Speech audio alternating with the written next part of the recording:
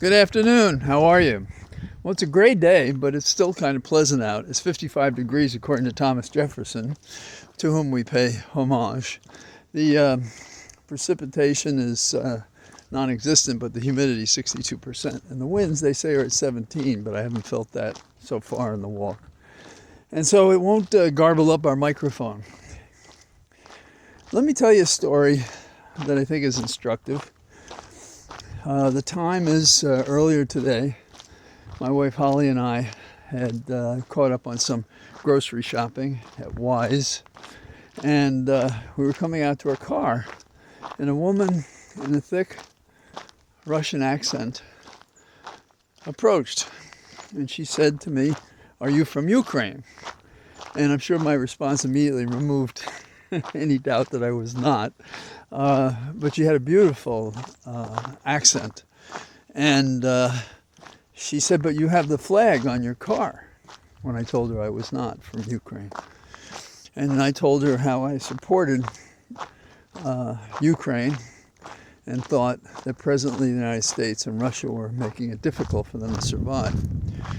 She said she was from Kiev and from Russia before that. And so we talked a little bit about what it was like, and I was tempted to record it, but I didn't even ask her, because I thought what she said in the moments after I had this thought would have been offensive and an insult. She said, "Being there is like being in a jail." And normally that would be upsetting, but even more so since you see the trend in America to suppress and take away individual freedoms. It's enough to say this person did that without proof. I think of the student Khalil, but he's not the only one. These dragnets with everything except brown shirts that were picking up people in America and finding that maybe they're not migrants, maybe they're permanent citizens, maybe they have a right to be here, maybe they weren't charged with anything, and we sent them off to Gitmo. So that was in my mind. She said she's been here 3 years. It's been the best time of her life. She talked about Zelensky as being young, and so he's not as political as to make a deal the way some might.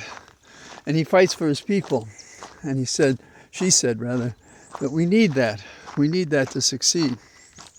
So she said that Zelensky fights for the people, whereas certainly Putin does not.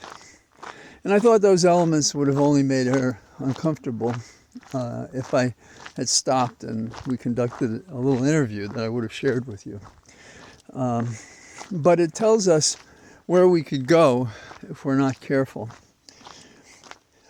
Ayn Rand, I thought, and she was in the back of my mind, she came here and she felt so badly done by Russia. She created a whole philosophy, objectivism, and anything that occurred when she came to the United States that hinted at the pain and suffering she felt in a Soviet environment, I think informed her to become very conservative in many respects.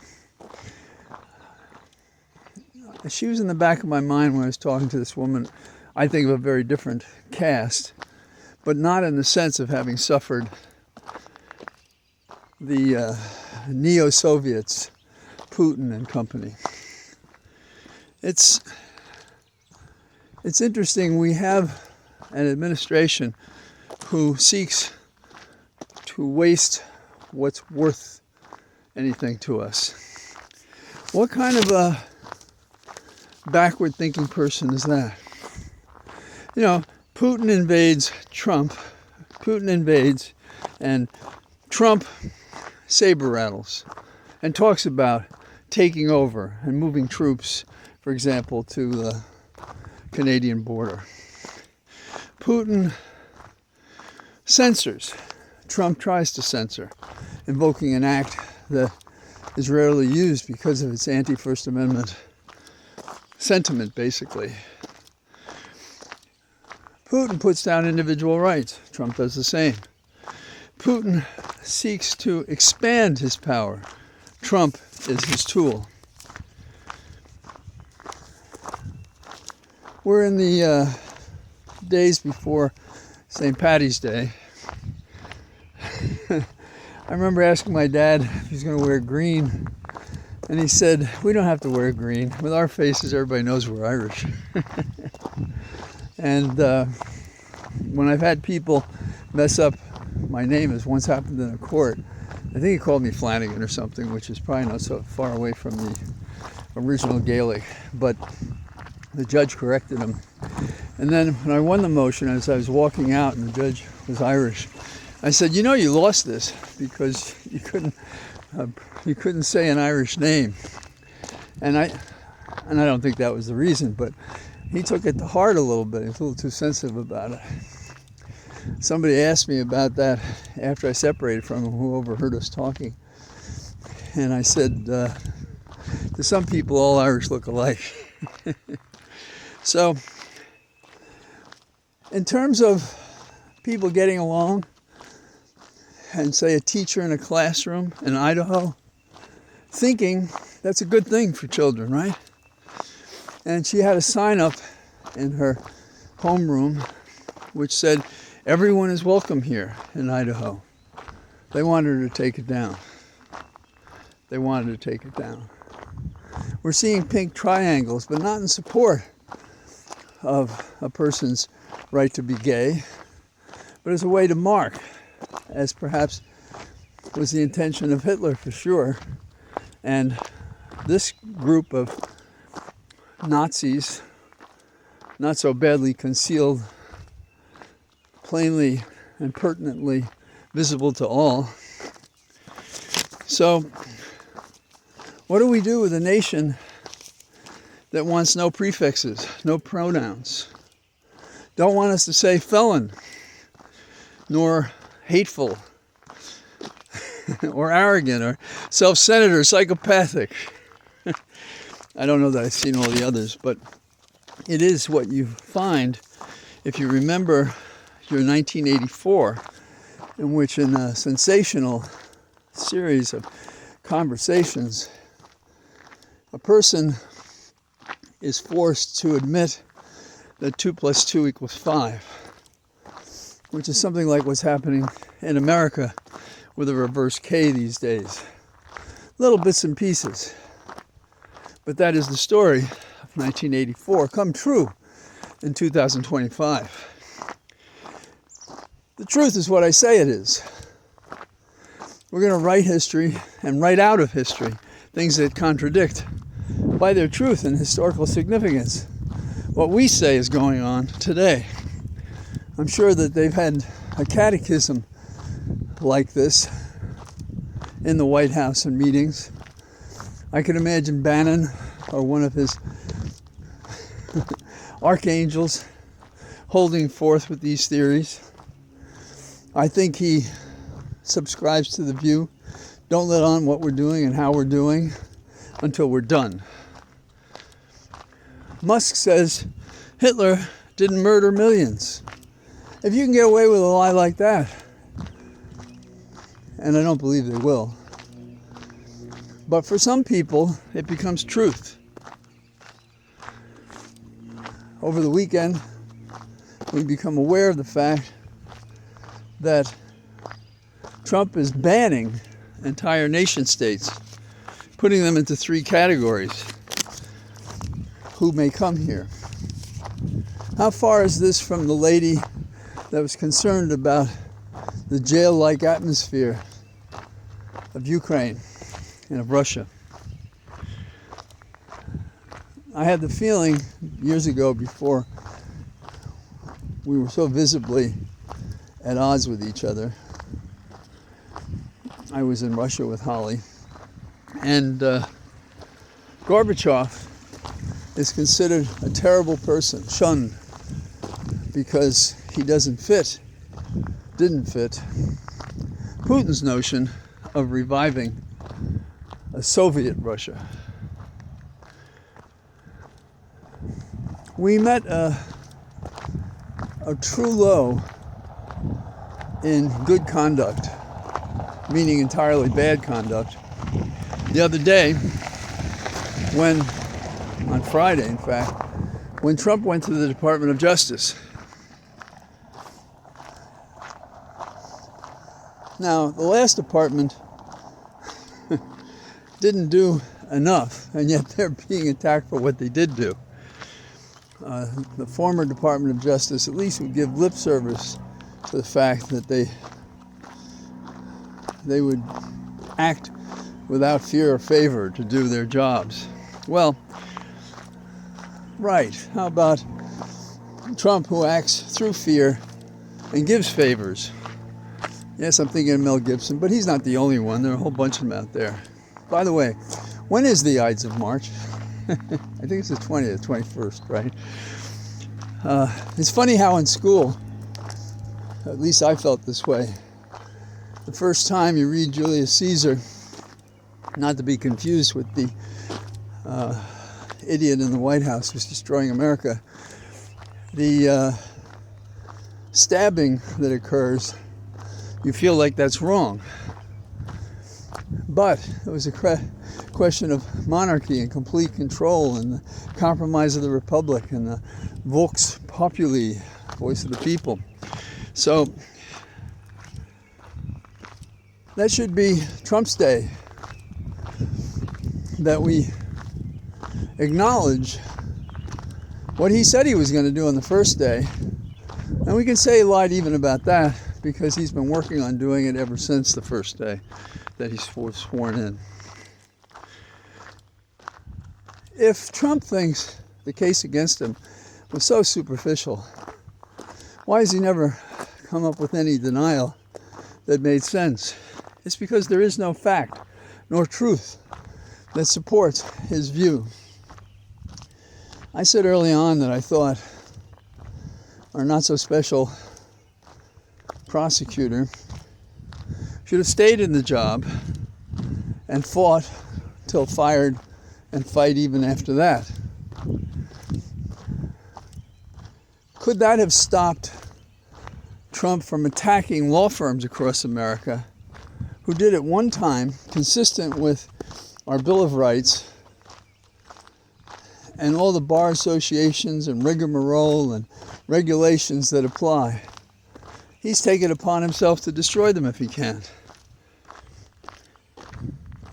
Is that what America's about? I have to confess that I did not care for the fact that Adams represented the British in the so-called Boston Massacre. But it is pointed out as an example of how every person's entitled to counsel. And Trump believes, because he has inferior counsel, I guess, that he wants to defeat the others. Also, he wants to defeat these other counsel because they have the facts and the law on their side, including the prosecutions. Now, none of us on this walk and talk can have known what it was like for lawyers going back to the early times, outside of a couple of episodes like the one involving Adams and representing the British. And but we do know, as far as we can reach back, that law firms were not basically turned into defendants and told that they could not practice in certain cases in certain courts, and that to the extent they had security clearance, they were being taken away.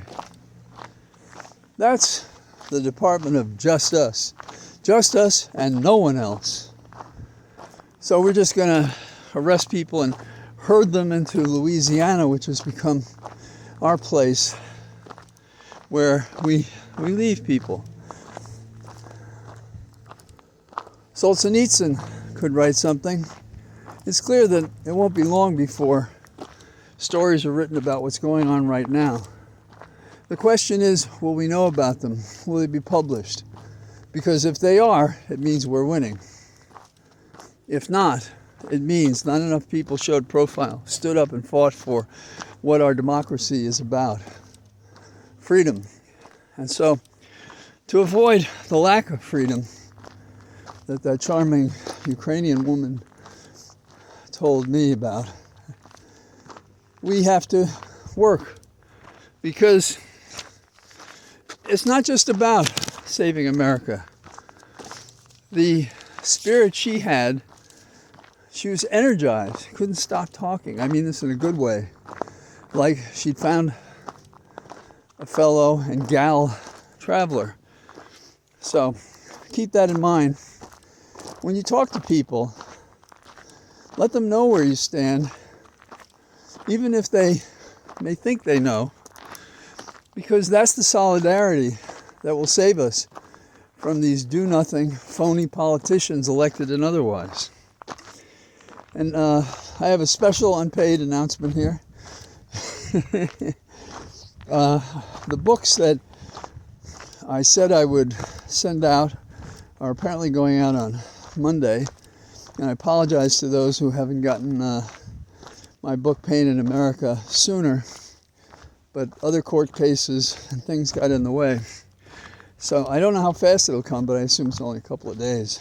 And my farthest member of the Dirt Road Gang is in Japan. Well, that may not be true. We also have people from Australia. But this kind gentleman has sent me a small gift. I'm not asking for gifts. I'm thanking him for his. I was at a very young age interested in Japan. I did martial arts. I had teachers at the American Buddhist Academy when I was at Columbia. I almost married this charming lady, Yumi Motoda. And so I got a kick out of the fact that our friend from Japan has sent me some chopsticks, beautiful, and it's not as easy to send him a book, but on Monday we're going to figure that out. I've already gotten some forms I filled out. I'm going to send those off. Now, if any of you are interested in getting a book, if you send the information to johnflan@aol.com, that's JONFLAN at AOL.com, and $10 at an address I'll give you, and it'll just cover postage probably. I'll send you off a copy of the book. Now the book is older. The amazing thing is that nothing has changed for the better, and some things are worse. And the way this administration manipulates fentanyl as one of the reasons to suppress individual rights of migrants and Americans, because of fentanyl. That's not our problem. That's not where it comes from. And fentanyl is a legitimate medication used in surgery before, during, and after. And to just assume, both for pain and for public policy and all the many things that they want to talk about, that's the reason they're doing something hideous. But there's a gossamer thin relationship between anything involving the drug war. We're talking about illegal drugs to steal the virtue of America, when it's just not so. That's not how the drugs come in. I was a drug prosecutor in the Southern District of New York before I did corruption cases. And I said there was basically 3 ways to look at a corruption case. Big case, big problems. Little case, little problems. No case, no problems. And Trump is in the last category. Why? Because he does bad. He's an evil person. And he wants to sort of run America like he was the capo di tutti capo of some organized crime family. That's who he is. And he has his consigliere, Bannon, for how to move the revolution along. And he's got Musk out there to bury anybody in Congress with a challenging primary if they don't do what Trump wants. Terrific. And so, and by the way, I think it'd probably be $10. But if you send it to my email, if you have interest, no obligation, I'll get out another installment of deliveries for those who are interested in the book. So that's where I am, and I'm out here enjoying my cathedral of trees. And I'm seeing green, more and more sprouts of green are before us. So that's coming along nice, and we'll be smelling it too. All the best. Bye-bye.